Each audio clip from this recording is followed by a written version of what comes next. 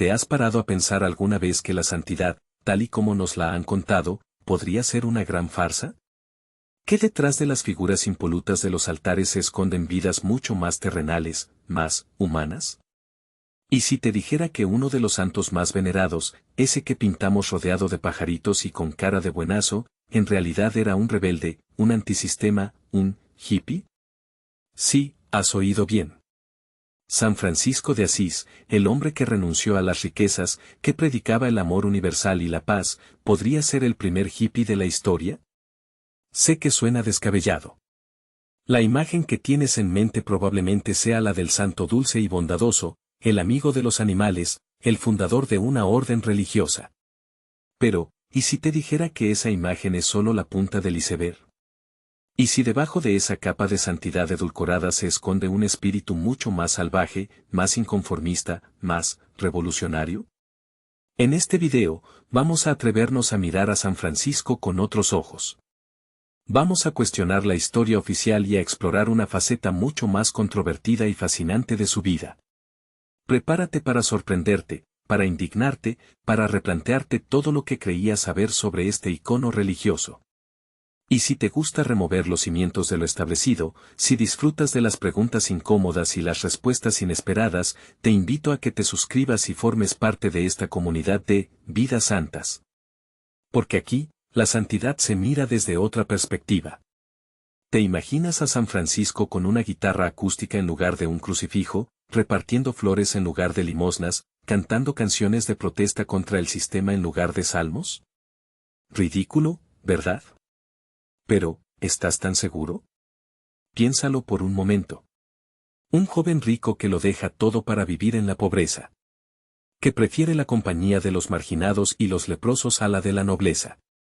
Que desafía a la autoridad eclesiástica con su forma radical de entender el Evangelio, ¿no te suena familiar? Claro, estamos hablando del siglo XIII, no de los años 60. Pero, ¿y si las inquietudes, los anhelos, las rebeldías de San Francisco fueran, en esencia, las mismas que las de aquellos jóvenes barbudos que proclamaban el amor libre y la paz mundial? ¿Y si el mensaje de Francisco, despojado de la pátina religiosa, fuera un grito de libertad, de autenticidad, de conexión con la naturaleza y con los demás seres humanos, muy similar al espíritu hippie? Puede que te estés revolviendo en tu asiento. Puede que pienses que estoy blasfemando, profanando la memoria de un santo. Pero, ¿no es acaso más profano reducir a San Francisco a una estampa piadosa, ignorando la fuerza subversiva de su mensaje? ¿No es acaso más irrespetuoso conformarse con la versión oficial, olvidando el fuego que ardía en su corazón? Porque Francisco no era un santo de yeso. Era un hombre de carne y hueso, con sus contradicciones, sus dudas, sus pasiones. Un hombre que se enfrentó a su padre, a la sociedad, a la iglesia de su tiempo. Un hombre que eligió la pobreza voluntaria, no por masoquismo, sino por convicción. Un hombre que vio en los leprosos, en los excluidos, en los animales, a sus hermanos. Un hombre que predicó con el ejemplo, no con sermones vacíos. Y eso, amigo mío, es mucho más radical de lo que nos han contado. Eso, en el siglo XIII, era una bomba. Y hoy, en pleno siglo XXI, sigue siéndolo. Porque la sociedad, a pesar de los siglos transcurridos, sigue necesitando rebeldes, inconformistas, gente que se atreva a pensar diferente, a vivir diferente, a amar diferente. ¿Crees que la iglesia de la época entendió a Francisco? ¿Crees que la jerarquía eclesiástica vio con buenos ojos su forma de vida itinerante, su desprecio por las normas establecidas, su fraternidad universal que parecía difuminar las fronteras entre lo sagrado y lo profano? Piénsalo bien.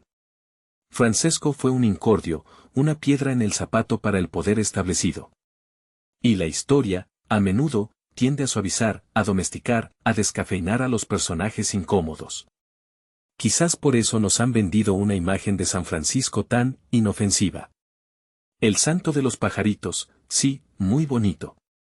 Pero, ¿dónde queda el Francisco que se desnudó en la plaza pública para renunciar a su herencia? ¿Dónde queda el Francisco que desafió al sultán musulmán en plena cruzada? ¿Dónde queda el Francisco que reprochó a los clérigos su opulencia y su apego al poder? Ese Francisco, el Francisco incómodo, el Francisco rebelde, es el que nos interesa. El Francisco que nos interpela, que nos provoca, que nos obliga a cuestionarnos nuestras propias vidas, nuestras propias creencias, nuestros propios valores. Porque la santidad, si es que existe, no es un camino fácil, cómodo, predecible. La santidad, la verdadera santidad, es un camino de ruptura, de transformación, de entrega radical. Y San Francisco, a su manera, lo entendió muy bien. Puede que no fuera un hippie en el sentido estricto de la palabra. Pero su espíritu, su rebeldía, su amor por la naturaleza y por los más desfavorecidos, su búsqueda de la paz y la fraternidad, resuenan con fuerza en el imaginario hippie. Y quizás, solo quizás, si nos atrevemos a mirar más allá de la imagen convencional, descubramos que San Francisco de Asís, el santo de Asís, era mucho más contemporáneo de lo que pensamos. Mucho más relevante para nuestro tiempo. Así que, ¿era San Francisco un hippie incomprendido? La respuesta, como suele ocurrir con las preguntas importantes, no es sencilla. Pero en este viaje que iniciamos juntos, vamos a intentar desentrañar este enigma, a explorar las luces y las sombras de la vida de este santo fascinante. Y te aseguro que, al final de este camino, tu visión de San Francisco, y quizás también tu visión de la santidad, nunca volverá a ser la misma. En esta historia, no te voy a hablar de héroes con capa ni de villanos de cómic. Te voy a hablar de ti. Sí, de ti. Imagínate nacer en cuna de oro, rodeado de algodones y diamantes. Piensa en mansiones que se pierden en el horizonte, jardines tan extensos que parecen bosques encantados, chóferes esperando a tu puerta como genios dispuestos a cumplir cualquier capricho. Recuerda las vacaciones interminables en islas privadas, el champán corriendo como agua de río, las fiestas donde la noche se confunde con el día y la opulencia se respira en cada rincón. Tú creciste así. Con la tarjeta dorada como juguete, con la ropa de diseño como uniforme, con la educación más elitista como derecho adquirido. El mundo a tus pies, cada puerta abierta, cada deseo anticipado. Podías tenerlo todo, absolutamente todo. Y lo tenías. Viajes en primera clase, cenas en restaurantes con estrellas Michelin, regalos extravagantes que otros solo podían soñar. Tu vida era un catálogo de lujo, una película de ensueño para la mayoría. Eras parte de esa juventud dorada, la envidia de muchos, la aspiración de otros tantos. Naciste para ganar, para triunfar, para disfrutar de la cima del mundo. Y lo hacías. Pero, ¿recuerdas ese vacío? Esa sensación extraña, punzante, que se colaba entre el brillo y el glamour. Esa pregunta silenciosa que resonaba en el eco de las risas y las copas. Esa inquietud que te mordía por dentro mientras el mundo te aplaudía por fuera. Estabas en la cima, sí. Pero, ¿era esta tu cima? ¿Era esta la vida que realmente querías? ¿O eras un simple figurante en un escenario prefabricado, un actor secundario en una obra que no habías escrito? Mírate ahora. Lejos de los palacios, de los yates, de las cenas de gala. Vestido con ropa sencilla, viviendo con lo justo, trabajando con tus manos. Has renunciado a todo aquello. Has abandonado la jaula de oro, has roto las cadenas invisibles del privilegio. Has dado la espalda a la vida cómoda, fácil, predecible. Y la pregunta que resuena ahora, la pregunta que te persigue, la pregunta que nos persigue a todos es, ¿por qué? ¿Por qué lo dejaste todo? ¿Qué te impulsó a renunciar a la vida que la mayoría anhela, a la riqueza que muchos matarían por tener? ¿Fue la culpa? ¿La culpa de tener tanto mientras otros no tienen nada? ¿Ver la miseria en las calles, la desigualdad obscena, la injusticia rampante mientras tú nadabas en la abundancia? ¿Te pesaba la conciencia, te atormentaba el contraste entre tu mundo perfecto y el mundo real, imperfecto, doloroso? ¿O fue el hastío? El aburrimiento infinito de la repetición, de la rutina del lujo, de la superficialidad constante? ¿Te cansaste de las sonrisas falsas, de las conversaciones vacías, de la búsqueda incesante de placeres efímeros que nunca llenaban el alma? ¿Te asfixiaba la falta de autenticidad, la máscara social, el teatro constante de la alta sociedad? Quizás fue la rebeldía. Una patada en la mesa, un grito silencioso contra el sistema, contra las normas impuestas, contra el destino preestablecido. Te negaste a ser un producto más del engranaje capitalista, un títere del poder económico, un esclavo de la riqueza. ¿Rebelión contra tu familia, contra tu clase social, contra el mundo que te había creado? O tal vez fue algo más profundo, más íntimo, más personal. Una crisis existencial, una búsqueda de sentido, una necesidad de encontrar tu propio camino, lejos de las huellas marcadas por otros. Buscabas algo real, algo auténtico, algo que te llenara de verdad, más allá de las posesiones materiales y el reconocimiento social. ¿Anhelabas una conexión genuina con el mundo, con la gente, contigo mismo? Piensa en la mirada de aquellos que te conocieron antes. La incomprensión, el desconcierto, incluso el desprecio. Te llamaron loco, idealista, desagradecido, traidor. No entendían tu decisión, no podían concebir que alguien renunciara voluntariamente a semejante privilegio. Para ellos, era una locura, un sinsentido, una aberración. Pero tú sabías, en lo más profundo de tu ser, que estabas haciendo lo correcto. Que esta renuncia, este abandono, no era una pérdida, sino una ganancia. Que la verdadera riqueza no se mide en cuentas bancarias ni en propiedades, sino en experiencias, en conexiones humanas, en la libertad de ser uno mismo. Ahora, pregúntate de nuevo. ¿Por qué? ¿Por qué lo abandonaste todo? La respuesta, quizás, no sea sencilla. Quizás sea una combinación de todas estas razones y muchas más. Quizás sea un misterio incluso para ti. Pero lo que sí es cierto es que tu historia es una provocación. Una bofetada a la complacencia, una pregunta incómoda para todos los que nos conformamos con menos, para los que tememos romper con lo establecido, para los que creemos que la felicidad se compra con dinero. Tu juventud dorada fue un espejismo. Tu rebelión, una búsqueda de la verdad. Y en esa búsqueda, en ese camino incierto y arriesgado, quizás, solo quizás, hayas encontrado algo mucho más valioso que todo el oro del mundo. Has encontrado tu propia voz. Y esa voz, ahora, nos interpela a todos. Te encuentras en un punto crucial de esta historia, en el momento exacto donde la vida de Francisco da un vuelco radical, un giro inesperado que lo catapultaría a la santidad para algunos, o simplemente lo sumergiría en una profunda crisis personal para otros. Olvídate por un instante de las estatuas, de las estampitas, de la figura dulcificada que quizás te hayan presentado.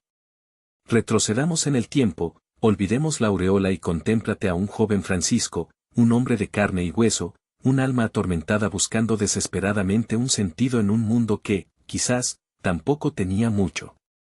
Imagina la opulencia, la vida fácil, los banquetes, las sedas, los cantos y las risas huecas que no llenan el vacío interior.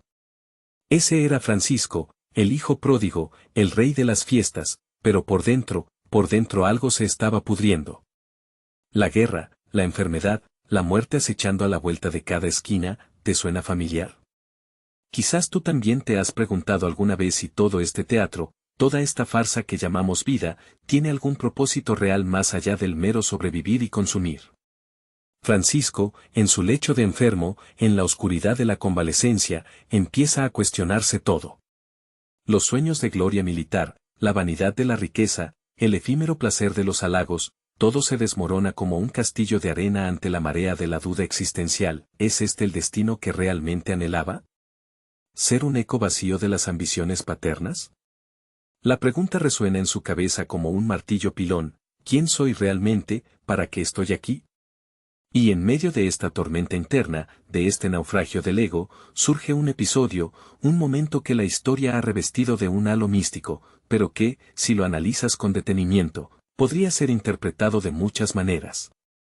Llegamos a la iglesia de San Damián, un templo en ruinas, un símbolo del abandono, de lo que se cae a pedazos. Francisco entra en este espacio desolado, buscando quizás refugio, quizás respuestas, quizás solo un poco de paz en su mente agitada. Y ahí está, el icono bizantino, Cristo crucificado, con los ojos abiertos, mirándote directamente. ¿Qué vio Francisco realmente en esa imagen? Vio la representación del sufrimiento humano, el reflejo de su propio dolor. ¿O escuchó una voz? La leyenda cuenta que sí, que de ese Cristo inerte salieron palabras, una orden imperativa: Francisco, ve y repara mi iglesia que, como ves, se cae en ruinas. ¿Una voz divina, un mandato celestial? O quizás fue la voz de su propio inconsciente, la cristalización de su anhelo profundo de cambio, de reconstrucción no solo de un templo físico, sino de su propia vida hecha añicos. ¿No te ha pasado alguna vez, en momentos de gran confusión, que una imagen, una frase, un encuentro casual parecen resonar con una fuerza inusitada, como si el universo entero te estuviera hablando directamente? Piénsalo por un momento. Francisco era un joven sensible, atormentado, en plena crisis de identidad. Había crecido en un ambiente religioso, aunque quizás más formalista que profundamente espiritual. La iglesia de su tiempo, poderosa y corrupta, no era precisamente un faro de luz para las almas sedientas. Podría ser que Francisco, en su búsqueda desesperada de significado, proyectara sus propias inquietudes y deseos en esa imagen de Cristo, que interpretara un impulso interno, una necesidad de acción, como una llamada divina externa. La mente humana es un laberinto fascinante y engañoso. Somos expertos en autoengaño, en encontrar patrones donde no los hay, en dar sentido a lo aleatorio. ¿No crees que es posible que Francisco, en su profunda crisis existencial, encontrara en la religión, en la figura de Cristo, un marco interpretativo para su propia transformación personal? Una crisis, después de todo, puede ser el caldo de cultivo para un cambio radical, para un nuevo comienzo. Y Francisco, sin duda, estaba a punto de comenzar una vida completamente nueva. Así que, cuando te hablen de la llamada divina de San Damián, de la voz de Cristo, no te quedes en la superficie. Cuestiona, indaga, profundiza, ¿fue realmente una intervención sobrenatural, un milagro inexplicable? ¿O fue, quizás, algo mucho más humano, mucho más terrenal, pero no por ello menos extraordinario, el despertar de una conciencia, el grito desesperado de un alma en busca de su propio camino, la reinterpretación religiosa de una crisis personal profunda y transformadora? La respuesta, quizás, no sea tan simple como blanco o negro. Quizás, como suele ocurrir en la vida, la verdad se encuentra en la ambigüedad, en la compleja y fascinante intersección entre lo divino y lo humano. Y ahí, en ese punto de encuentro, reside la verdadera historia de Francisco de Asís, una historia que, en el fondo, es también un poco tu historia. Imagínate una vida sin nada. Absolutamente nada. Ni siquiera lo indispensable según tus estándares actuales. Piensa en renunciar a la seguridad de un hogar, al sabor de una comida caliente cuando tienes hambre, a la comodidad de una cama al final del día. Locura, ¿verdad? Eso es lo que pensarías tú, lo que probablemente piensa la mayoría. Pero, ¿y si te dijera que para algunos, esta renuncia no es locura, sino una elección consciente, incluso deseable? Una búsqueda radical, una inmersión profunda en la pobreza extrema, no por obligación, sino por convicción. En este viaje que estás emprendiendo conmigo, vamos a adentrarnos en los márgenes de la sociedad, donde la línea entre la cordura y la extravagancia se difumina. Vamos a explorar ese territorio incómodo de la pobreza voluntaria, no la impuesta por la injusticia o la desgracia, sino la abrazada con fervor, casi con alegría. ¿Te has parado a pensar alguna vez en lo que realmente necesitas? No lo que deseas, no lo que te han hecho creer que necesitas, sino lo esencial, lo básico para seguir respirando. La sociedad moderna te bombardea constantemente con mensajes de abundancia, de consumo, de acumulación. Se te dice que más es mejor, que la felicidad se encuentra en la última adquisición, en el coche más nuevo, en la casa más grande. Pero, ¿y si todo eso fuera una gran mentira, y si la verdadera libertad, la auténtica sabiduría, residiera precisamente en la renuncia a todo eso? Existen, y han existido a lo largo de la historia, personas que han cuestionado profundamente esta narrativa. Hombres y mujeres que han mirado la riqueza material con desconfianza, incluso con desprecio.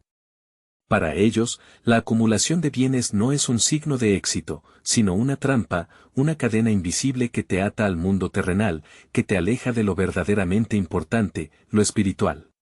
Estos ascetas modernos, estos ermitaños urbanos o rurales, ven la pobreza radical como un camino hacia la iluminación, hacia una conexión más profunda con lo divino, o simplemente con lo esencial de la existencia. Rechazan el confort material porque lo consideran una distracción, un obstáculo en el camino hacia la verdad.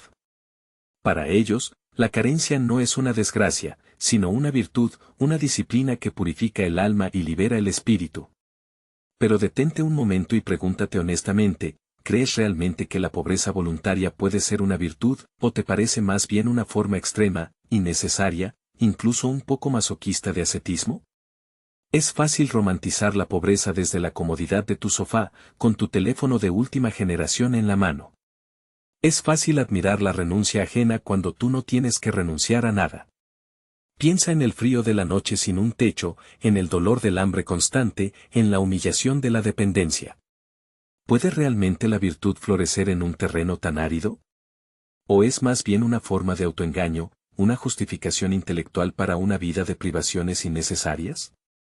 Algunos argumentan que la pobreza voluntaria es una forma de egoísmo disfrazado de espiritualidad. Dicen que mientras estos sabios se retiran del mundo para cultivar su alma, otros luchan cada día por sobrevivir en la pobreza impuesta, la pobreza real, la que no se elige, la que duele. ¿No sería más virtuoso utilizar tus recursos, tu inteligencia, tu energía, para aliviar el sufrimiento de los demás, en lugar de huir del mundo en busca de una supuesta iluminación personal? Otros, en cambio, defienden la pobreza voluntaria como un acto de rebeldía, una crítica radical al sistema consumista y materialista que nos domina. La ven como una forma de protesta silenciosa pero poderosa, una manera de vivir según sus propios valores, al margen de las imposiciones sociales. Para ellos, la pobreza es una forma de libertad, la libertad de no estar atado a las cosas, la libertad de vivir con lo mínimo indispensable, la libertad de ser simplemente tú mismo. ¿Y tú, qué piensas? ¿Te sientes atraído por esta idea de la pobreza radical como camino espiritual, o la consideras una locura, una excentricidad innecesaria? Quizás la verdad se encuentre en un punto intermedio. Quizás no se trate de abrazar la pobreza extrema, pero sí de cuestionar tu relación con la riqueza material, de reflexionar sobre lo que realmente necesitas para ser feliz, de despojarte de lo superfluo, de lo que te distrae de lo esencial. Tal vez la sabiduría no se encuentre ni en la opulencia desmedida ni en la privación absoluta, sino en un equilibrio delicado, en una vida sencilla pero plena, en la que tengas lo suficiente para vivir dignamente, pero nada que te impida volar libremente. Una vida donde la riqueza no te posea, sino que seas tú quien la posea, quien la utilice como herramienta, no como amo. Una vida donde la verdadera riqueza no se mida en bienes materiales, sino en experiencias, en relaciones, en crecimiento personal, en paz interior. Piensa en ello. Reflexiona sobre estas ideas. No te pido que renuncies a todo lo que tienes, pero sí que te cuestiones si todo lo que tienes realmente te posee a ti. Quizás, en ese cuestionamiento, encuentres una sabiduría insospechada, una libertad que nunca imaginaste que existía. Y tal vez, solo tal vez, descubras que menos, puede ser mucho más. ¿Te has preguntado alguna vez si las palabras pueden cambiar el mundo?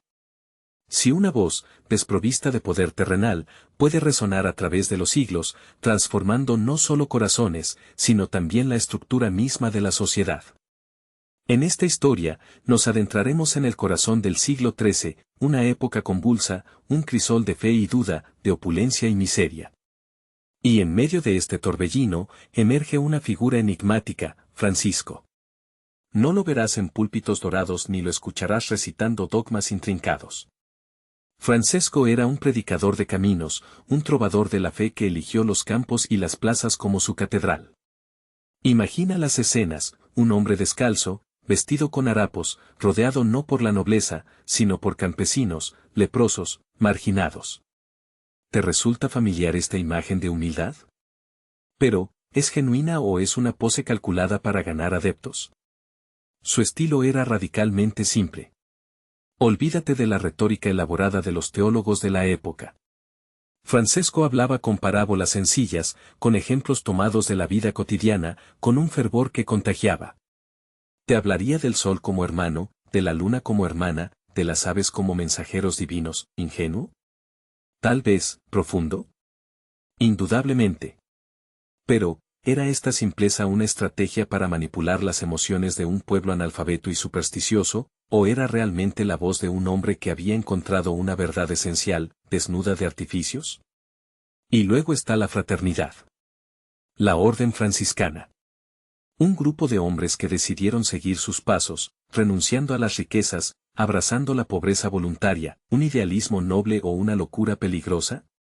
Piensa en la iglesia de su tiempo, inmersa en la pompa y el poder. Francisco, con su llamado a la pobreza, ¿no estaba acaso desafiando las bases mismas de esa institución? ¿Era un reformador humilde o un subversivo disfrazado de santo? Observa cómo creció su movimiento. De un puñado de seguidores a una orden religiosa que se extendió por toda Europa, como un mensaje tan radical, tan contrario a los valores dominantes, pudo tener semejante impacto, fue la carisma de Francisco, su magnetismo personal, lo que atrajo a las multitudes.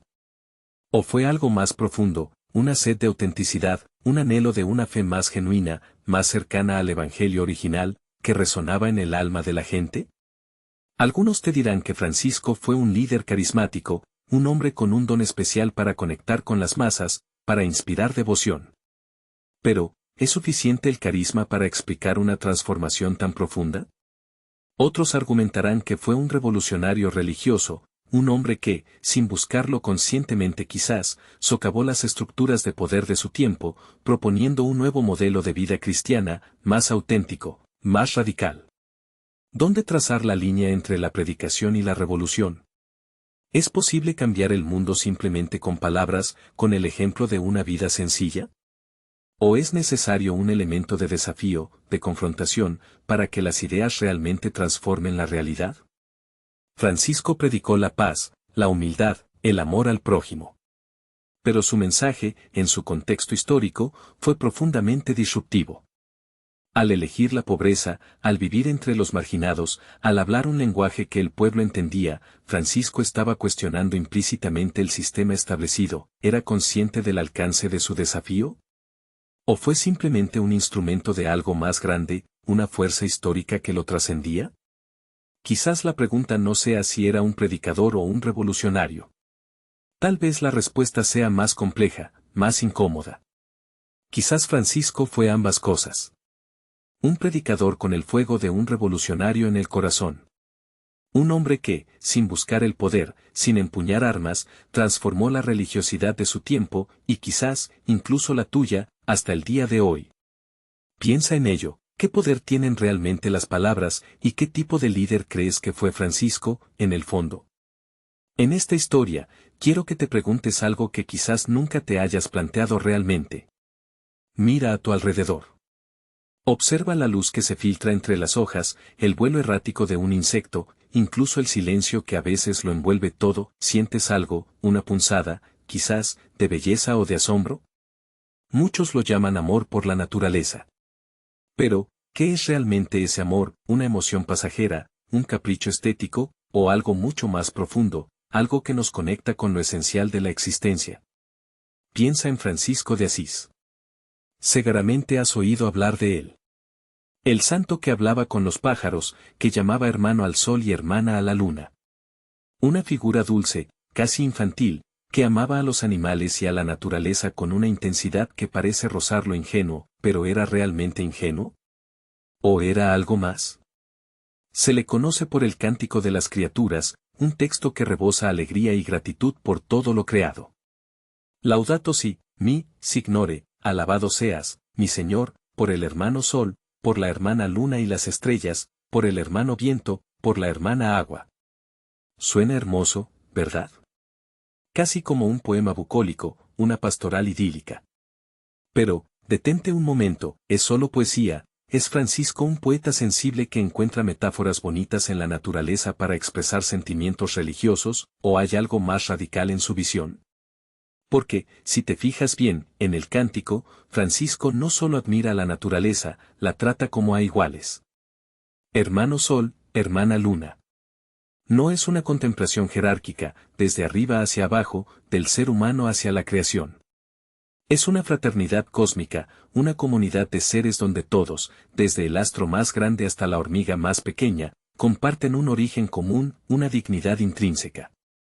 Esto, en su época, era revolucionario. ¿Y hoy, lo es menos? En un mundo donde la naturaleza se ve a menudo como un recurso explotable, como un almacén de materias primas o un vertedero conveniente, la visión de Francisco resulta incómoda, incluso subversiva. Porque te obliga a cuestionar tu propia posición en el mundo. ¿Eres realmente el amo y señor de la creación, como te han enseñado tal vez, o eres un hermano más, un inquilino temporal en una casa que no te pertenece en exclusiva? Muchos reducen el amor de Francisco por la naturaleza a una simple metáfora poética. Dicen que utilizaba imágenes naturales para hablar de Dios, para hacer más comprensible el mensaje cristiano. Que su hermano Sol no era más que una forma de referirse a la luz divina, que sus hermanas las criaturas eran símbolos de la bondad de Dios. Una lectura bonita, sí, pero quizás superficial. Quizás conveniente para quienes prefieren un Francisco edulcorado, inofensivo, casi folclórico. Pero, ¿y si fuera más que eso? ¿Y si Francisco realmente creía en lo que decía? ¿Y si veía en cada criatura, en cada planta, en cada piedra, una chispa de lo divino, una manifestación del mismo Creador? ¿Y si su amor no era una metáfora, sino una consecuencia lógica de su profunda fe, una comprensión visceral de la unidad de toda la creación? Piensa en los animales. Francesco no solo los amaba en abstracto, como símbolos de la inocencia o la pureza. Interactuaba con ellos, se comunicaba con ellos, los consideraba sus compañeros en el camino de la vida. ¿Recuerdas la historia del lobo de Gubbio? Un animal feroz, temido por todos, que Francisco no somete por la fuerza, sino que amansa con la palabra, con la comprensión, con el reconocimiento de su dignidad como criatura de Dios. ¿Es esto simple poesía? ¿O es una profunda lección sobre la verdadera naturaleza del amor, del respeto, de la convivencia? Y ahora, mírate a ti mismo. Cuando contemplas un paisaje hermoso, cuando acaricias a un animal, cuando sientes la brisa en tu rostro, ¿qué sientes realmente? Es solo una emoción estética, un placer momentáneo, una sensación agradable que te evade de la rutina, ¿o hay algo más? Sientes, quizás, una conexión más profunda, una resonancia con algo que te trasciende, algo que te une a todo lo que existe. Porque, si Francisco tenía razón, si su amor por la naturaleza no era solo poesía, sino una genuina comprensión espiritual, entonces esto tiene implicaciones profundas para tu vida. Significa que la naturaleza no es solo un escenario, un decorado para tu existencia humana. Es parte de ti, eres parte de ella. Tu bienestar está intrínsecamente ligado al bienestar de la tierra, al bienestar de cada ser vivo. Destruir la naturaleza, explotarla sin piedad, no es solo un error ecológico, es un error espiritual, una forma de autolesión, una negación de tu propia esencia. Quizás te resulte incómodo pensar en esto. Es más fácil ver la naturaleza como algo separado de ti, como algo que puedes usar y desechar a tu antojo. Es más cómodo reducir el amor de Francisco por la naturaleza a una simple anécdota piadosa, a una bonita leyenda para niños. Pero, ¿y si te estuvieras perdiendo algo esencial? ¿Y si la clave para una vida más plena, más auténtica, más conectada, estuviera precisamente en esa profunda conexión espiritual con la naturaleza que Francisco nos legó? Piensa en ello. La próxima vez que te encuentres en medio de la naturaleza, no te limites a observarla con ojos superficiales. Intenta sentirla, intenta escucharla, intenta comprenderla. Pregúntate si, más allá de la belleza evidente, más allá de las metáforas poéticas, no hay una verdad más profunda, una verdad que Francisco entendió hace 800 años y que quizás, solo quizás, estás empezando a vislumbrar tú ahora. Porque el amor por la naturaleza, puede que no sea solo poesía.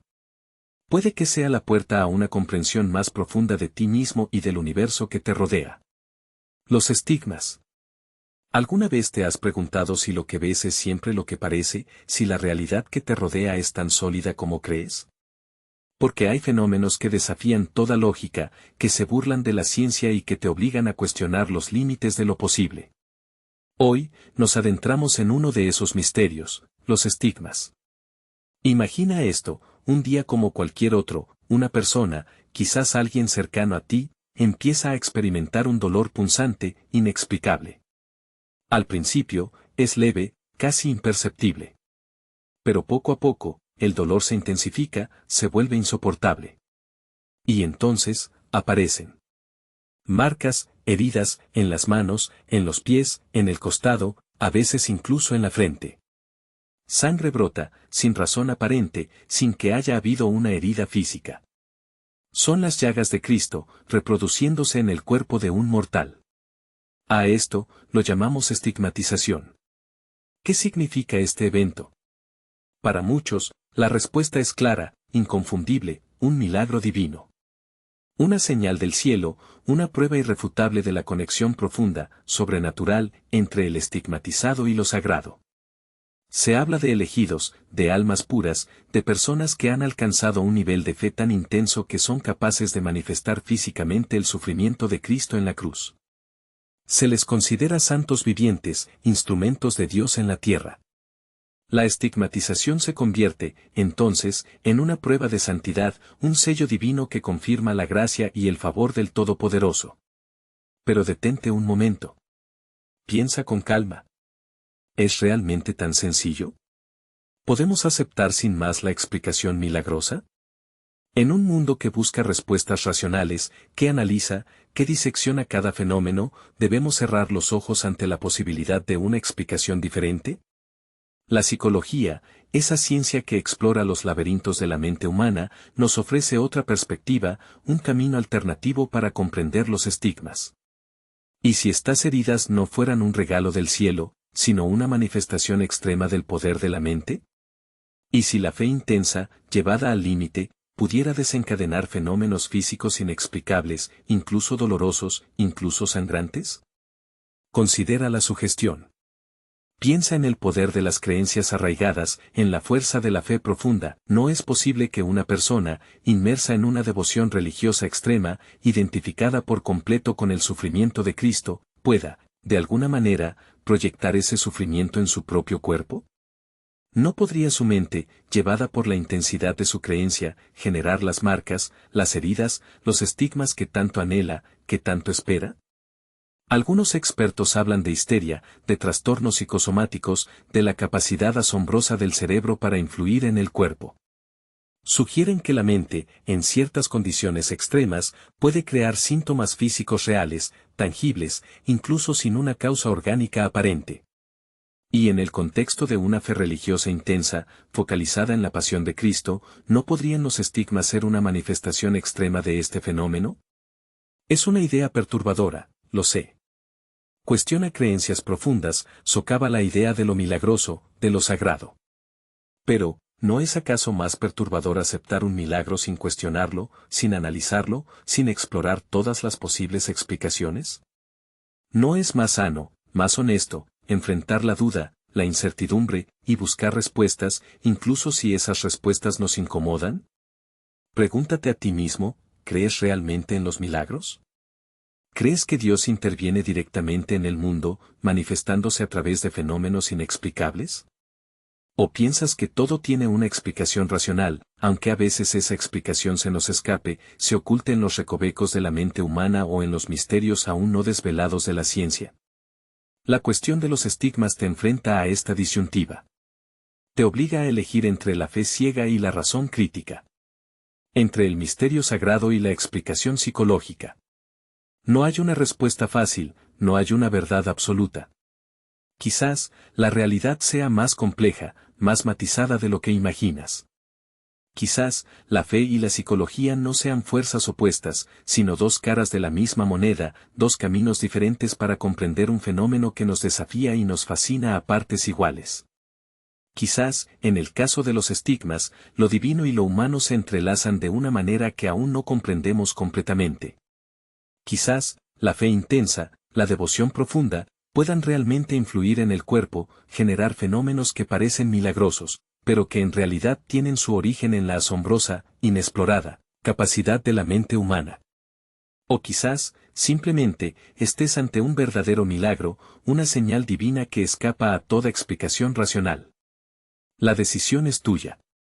En este enigma de los estigmas, como en tantos otros misterios de la vida, la respuesta final reside en tu propia fe, en tu propia búsqueda de la verdad. ¿Has alguna vez sentido que conoces a alguien, pero en realidad solo conoces una versión muy simplificada de esa persona? Con San Francisco, corremos ese peligro constantemente. Lo vemos en estatuas de jardín, con pajaritos en las manos, una figura dulce y amable. Pero, ¿es esa toda la historia? ¿Es esa siquiera la historia verdadera? Este hombre, que eligió la pobreza radical, que desafió a la iglesia de su tiempo, que se atrevió a soñar con un mundo donde la hermandad trascendiera las barreras sociales, ¿se ha convertido en una postal, en un icono descafeinado? Piensa por un momento en esa imagen popular, San Francisco el amante de los animales. Es cierto, amaba a los animales, veía en cada criatura un reflejo de la creación divina. Pero reducirlo a un santo de los animales es como decir que Miguel Ángel era solo un pintor de techos. Te quedas con una parte, la más fácil de digerir, la más bonita, pero pierdes la profundidad, la revolución que realmente representó. Porque, ¿qué significaba realmente esa famosa pobreza de San Francisco? Era simplemente no tener posesiones materiales. Si lo piensas un poco, te darás cuenta de que iba mucho más allá. Era una pobreza espiritual una desnudez ante Dios, un desapego total no solo de las cosas, sino del ego, del deseo de reconocimiento, del control. Una pobreza que desafiaba las estructuras de poder de su época, que cuestionaba la acumulación de riqueza y la ostentación en una iglesia que, en algunos aspectos, se había alejado de sus orígenes. Y ahí reside la primera gran malinterpretación, convertimos su pobreza en algo romántico, casi folclórico. Vemos a Francisco como un hippie medieval, un precursor del ecologismo moderno. Y sí, hay ecos de todo eso, pero su mensaje era mucho más punzante, mucho más incómodo. Te invitaba a cuestionar tus propias comodidades, tus propias ambiciones, tu propia relación con el poder y con la posesión. ¿Te has preguntado alguna vez si realmente estás dispuesto a renunciar a algo por una causa mayor, o si solo admiras la renuncia desde la distancia segura de tu confort? Otro aspecto que a menudo se diluye es su radical obediencia al Evangelio. No era una obediencia pasiva, ciega. Era una obediencia activa, una búsqueda constante de vivir las palabras de Jesús al pie de la letra, sin interpretaciones convenientes, sin atajos morales. Esto le llevó a situaciones extremas, a desafiar la lógica del mundo, a buscar la paz incluso en medio de la guerra. ¿Te has planteado alguna vez la radicalidad del mensaje evangélico original, antes de que se suavizara, se institucionalizara, se adaptara a las conveniencias del poder? La historia de San Francisco también es la historia de cómo un movimiento radical se institucionaliza. Él no quería fundar una orden religiosa en el sentido tradicional. Quería una fraternidad de hermanos menores, itinerantes, sin posesiones, viviendo del trabajo y la limosna, predicando el Evangelio con el ejemplo. Pero, inevitablemente, su movimiento creció, se organizó, necesitó reglas, estructuras, protección eclesiástica. ¿Fue esto una traición a su espíritu original, o fue la única forma de que su mensaje perdurara, aunque fuera transformado, adaptado a las limitaciones del mundo real? Y llegamos a nuestro tiempo. San Francisco se ha convertido en un icono global, invocado por ecologistas, pacifistas, defensores de los pobres, incluso por empresas que quieren dar una imagen de responsabilidad social. Su nombre adorna hoteles, hospitales, ciudades enteras. Pero, ¿reconocerías al verdadero Francisco en todo esto? ¿O hemos diluido su mensaje hasta convertirlo en algo inofensivo, políticamente correcto, comercializable? Quizás hemos simplificado su figura para que encaje en nuestras categorías mentales, en nuestras necesidades emocionales.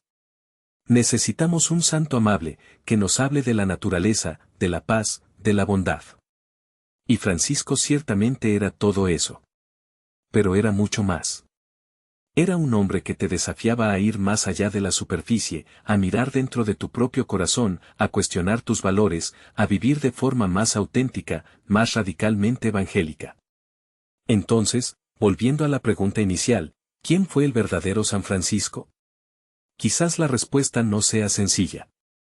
Quizás el verdadero Francisco sea una figura esquiva, compleja, llena de contradicciones, que se resiste a ser encasillada en una imagen única. Quizás el verdadero Francisco no sea el santo de postal, sino el hombre que te incomoda, que te cuestiona, que te invita a salir de tu zona de confort, a buscar una forma de vida más auténtica, más comprometida con los valores del Evangelio. ¿Hemos simplificado o distorsionado su mensaje original? Probablemente sí. Es lo que solemos hacer con las figuras históricas, con los mensajes que nos resultan demasiado incómodos. Los suavizamos, los adaptamos a nuestras propias limitaciones, a nuestras propias conveniencias. Pero, quizás, al hacerlo, perdemos la esencia, la fuerza transformadora, el verdadero legado de un hombre que, hace 800 años, se atrevió a soñar con un mundo diferente, un mundo más justo, más fraterno, más cercano al reino de Dios.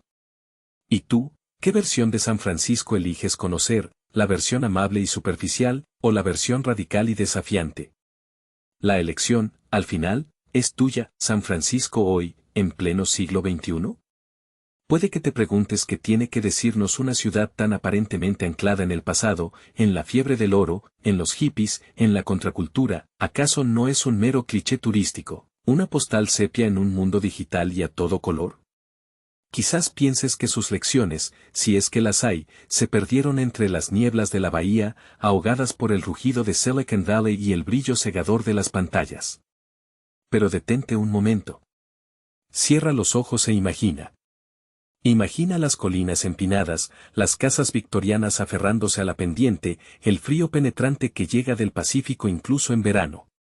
Siente la vibración de una ciudad construida sobre terremotos, tanto literales como metafóricos. Porque San Francisco, incluso hoy, es un sismógrafo. Un sensor ultrasensible que registra los temblores más profundos de nuestra sociedad. Y si sabes escuchar, si te atreves a mirar más allá de la superficie brillante de las redes sociales y las startups multimillonarias, te darás cuenta de que sus enseñanzas son más relevantes que nunca. Fíjate bien. En cada esquina, en cada callejón, resuena un eco de su pasado rebelde. ¿Acaso no vivimos ahora en una época de cuestionamiento radical, de revueltas silenciosas, de búsquedas desesperadas por alternativas al sistema establecido? San Francisco, en su esencia, siempre ha sido un laboratorio de lo diferente, un refugio para los marginados, un escenario para los inconformistas. Desde los buscadores de oro que abandonaron todo por una quimera, hasta los beatniks que desafiaron la conformidad de los 50, pasando por los activistas que lucharon por los derechos civiles y la liberación sexual, esta ciudad ha sido un imán para quienes se atreven a soñar con un mundo distinto. ¿Y tú? ¿No te sientes a veces atrapado en la rueda del hámster del siglo XXI, en la presión constante de producir, consumir, encajar en un molde prefabricado? San Francisco te susurra al oído que hay otras formas de vivir. Que puedes elegir el camino menos transitado, que la autenticidad y la individualidad no son reliquias del pasado, sino herramientas esenciales para navegar en este laberinto hiperconectado y deshumanizante. Pero no te equivoques. Esta ciudad no es un Edén utópico. Su historia también está marcada por la exclusión, la injusticia y la contradicción. La fiebre del oro, que prometía riquezas para todos, enriqueció a unos pocos y despojó a muchos. Los movimientos contraculturales, que proclamaban el amor libre y la igualdad, a menudo ignoraron las voces de las minorías y perpetuaron sus propias formas de discriminación. La misma tecnología que hoy impulsa su economía, también amplifica las desigualdades, gentrifica sus barrios históricos y amenaza con convertirla en un parque temático para ricos. Y aquí reside precisamente la lección más valiosa de San Francisco para el siglo XXI. En su capacidad para abrazar la paradoja, para coexistir con la contradicción, para reconocer la belleza y la fealdad, la luz y la sombra. Porque la vida, como esta ciudad, no es un algoritmo perfecto, sino un mosaico complejo y a menudo caótico de experiencias, ideas y emociones. ¿Te has preguntado alguna vez por qué te sientes tan atraído por las historias de rebelión, de inconformismo, de lucha contra la autoridad? Quizás sea porque en el fondo, anhelas esa misma libertad, esa misma valentía para desafiar lo establecido. San Francisco te recuerda que esa chispa sigue viva, que la rebeldía no es un acto adolescente, sino una fuerza vital para la transformación personal y social. Pero, cuidado.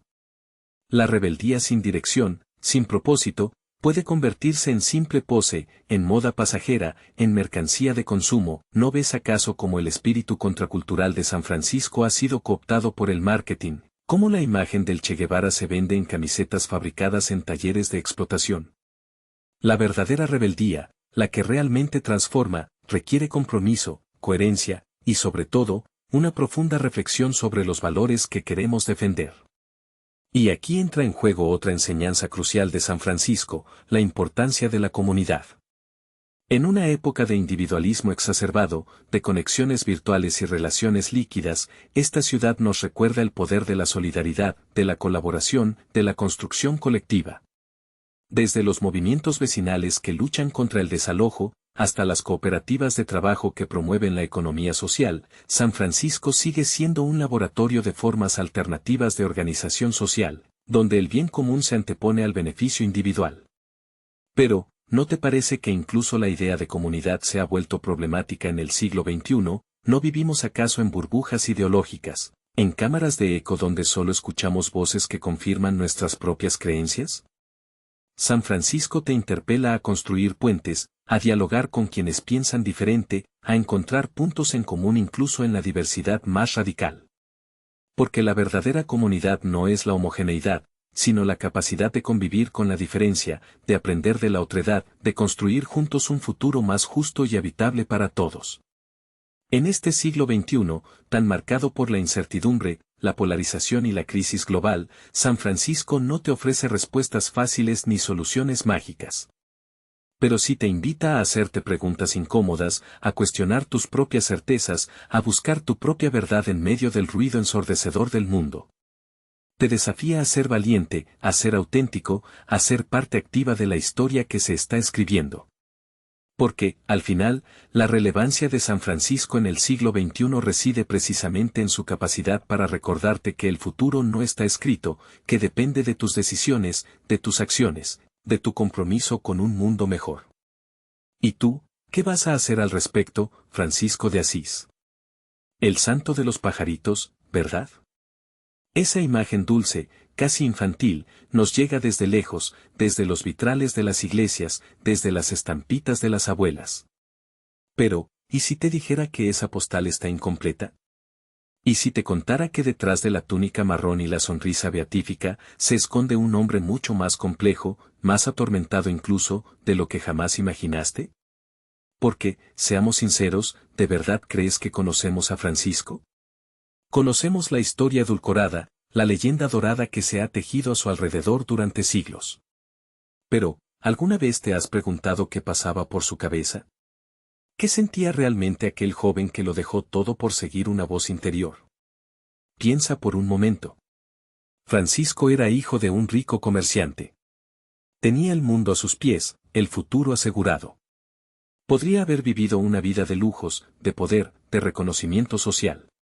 Pero lo rechazó.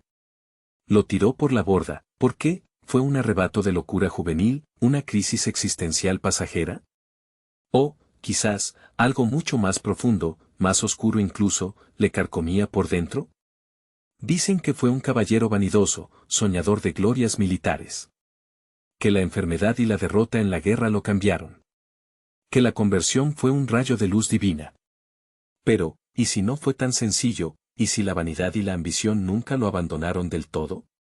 ¿Y si la lucha interna entre el hombre mundano y el hombre espiritual fue una batalla constante, una guerra silenciosa que libró hasta el último de sus días? Porque, vamos a ser honestos, la santidad no es un camino de rosas.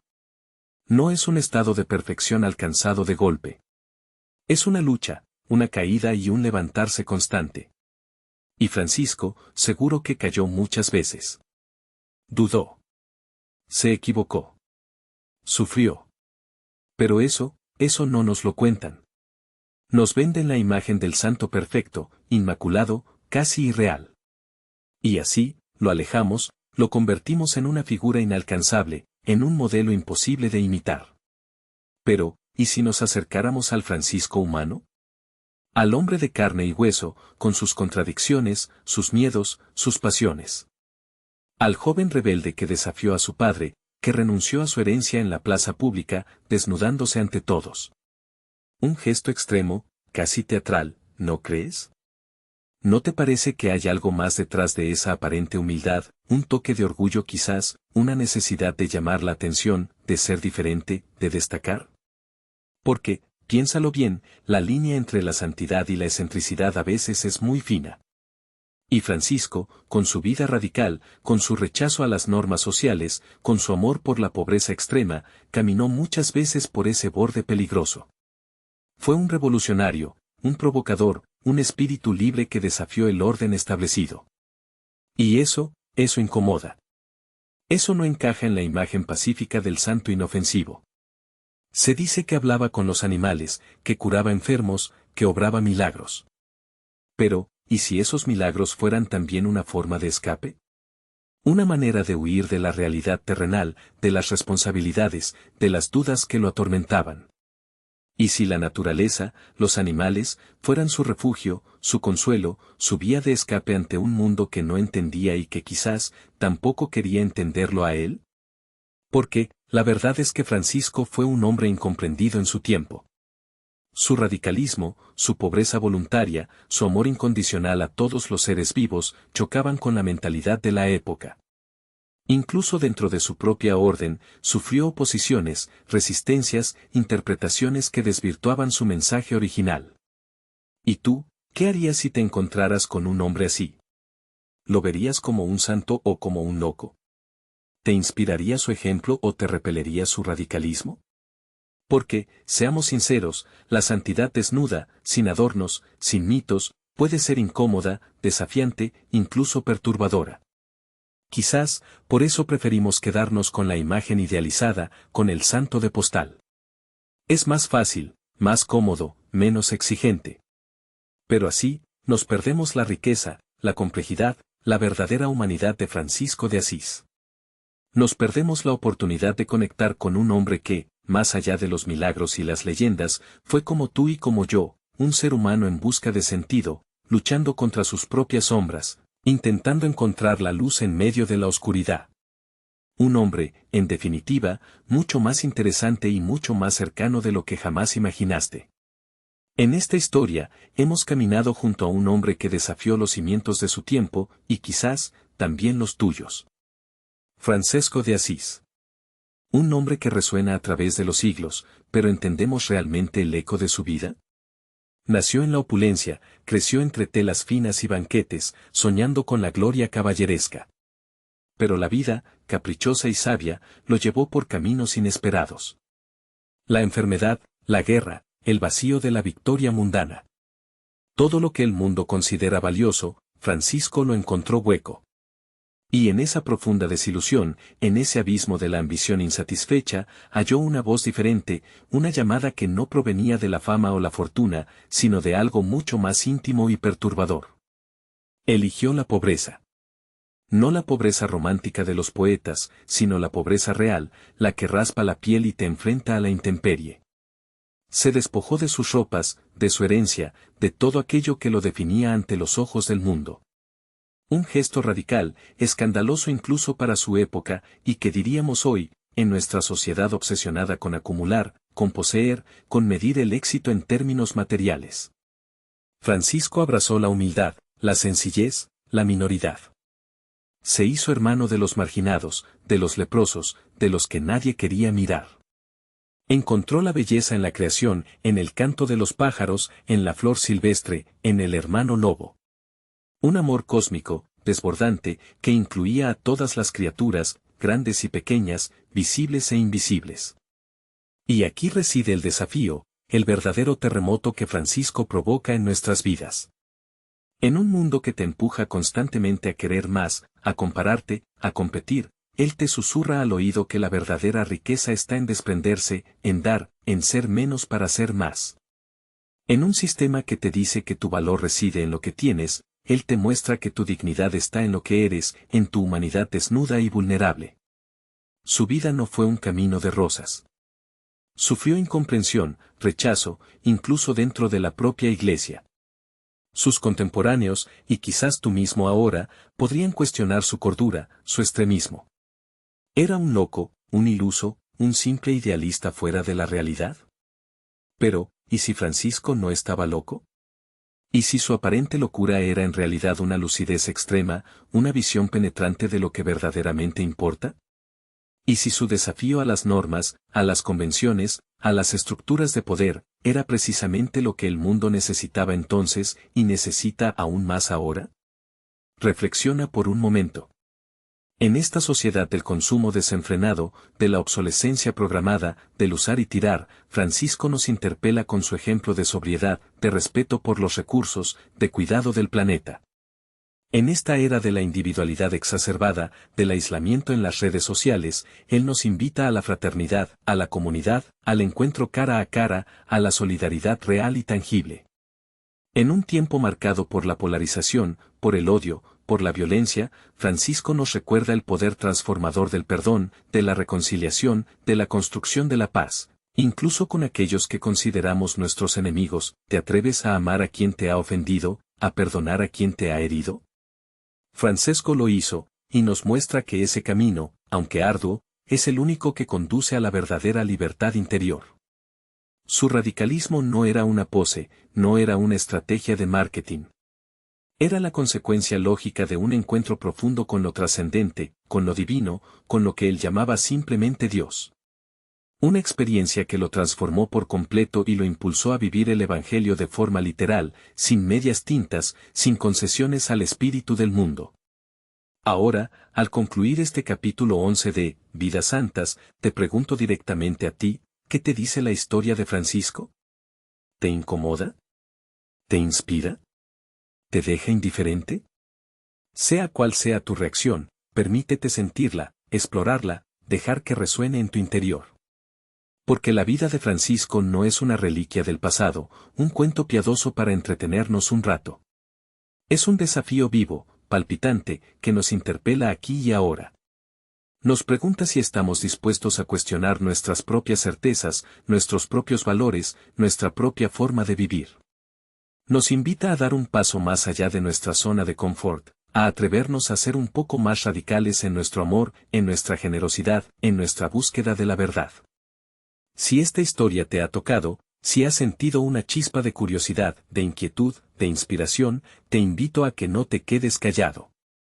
Comparte tus reflexiones, tus preguntas, tus propias experiencias en los comentarios de este video. ¿Qué aspectos de la vida de Francisco te resultan más desafiantes? ¿Crees que su mensaje sigue siendo relevante hoy en día? ¿Cómo podemos aplicar algo de su radicalismo a nuestras vidas cotidianas? Tu opinión, tu perspectiva, tu voz son importantes. Este canal, Vidas Santas, es un espacio para el encuentro, para el diálogo, para la reflexión compartida. Así que no dudes en participar, en enriquecer esta conversación con tus propias ideas. Porque la santidad, como la vida misma, es un camino que se recorre juntos. Y Francisco de Asís, con su vida radical y luminosa, nos sigue invitando a caminar. ¿Te unes a nosotros?